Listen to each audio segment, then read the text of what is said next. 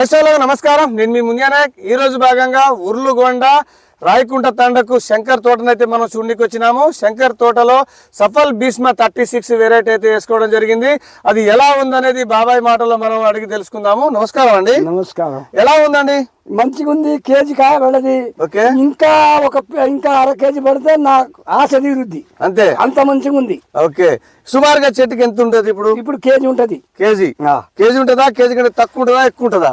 ఎక్కువ ఉండొచ్చు కానీ తక్కువ అయితే చెప్పలేము. ఎక్కువైతే ఉండొచ్చు కానీ తక్కువ అయితే చెప్పలేము. ఓకే, ఇప్పుడు ఇంకా ఏమైనా బాకీ ఉందా నీకు తోట? ఇంకా అర కిలో పెరగాలి. ఇంకా అర కిలో పెరగాలి. అర కిలో పెరిగితే సాటిస్ఫై అంటావు. పెరుగుతుందా మరి? పెరగాలనే. పెరుగుతుందా మరి? పెరుగుద్ది ఖచ్చితంగా పెరుగుతుంది.